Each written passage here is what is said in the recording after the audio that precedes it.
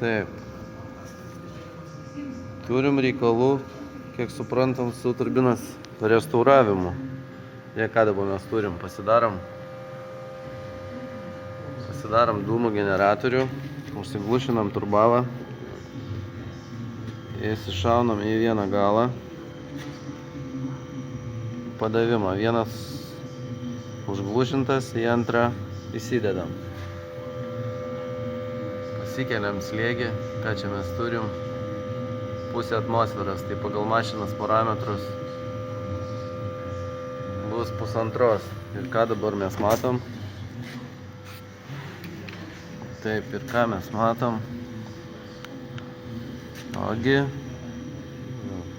matot, per turbinos tepalo nubėgimą, stumė tiesiog tepalą, iškrito lašas, matęs, ir važiuoja dūmai, va, krenta, pašvies bišnimu. Ne, su prožiku paimam. Plius sekantis navarotai. Ne, taip kažkaip nebe taip šviečias.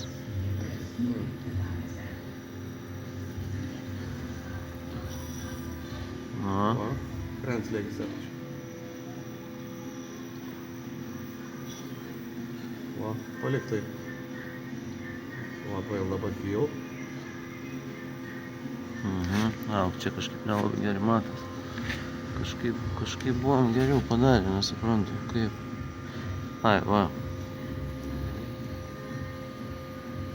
Sunku per kamerą gal parodyt, bet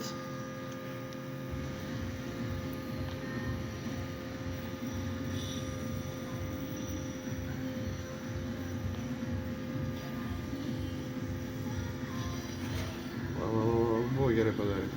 Kreitas slėgis iš karto apačiai. taip, suko mašelę, girdis keičias garsas ir Va, pavažiuok dabar manometras, ką rodo.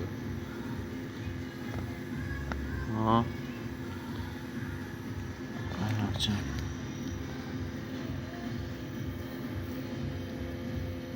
Va, dabar pilnumoj matas. Matot, kur išvažiuoja slėgis. Ir turim padidėjusį slėgį karterį, duslintuvas pilnas tepalo. Chebra nurašė motorą. Mes nurašysim turbiną. O mes greičiausiai nurašysim turbiną. Plius dar įdomumas. Žiūrim į, kaip pavyzdys, sukam paėmę ašelę ir žiūrim, kaip pradeda keistis paduodamas slėgis sukant.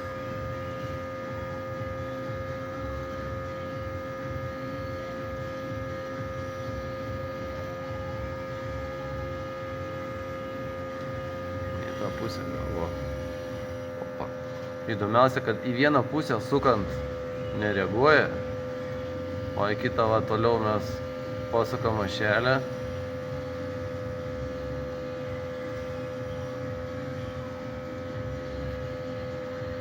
Ir kada pasidaro taip, tai tada čia važiuojama taip, pilna glotkė.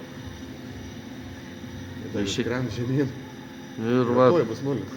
tam tikroj padėty čia tiesiog kiaura viskas būna.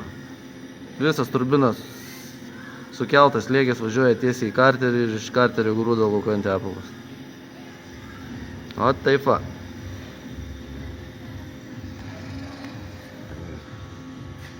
Nu, ne kasdien taip užskrendam.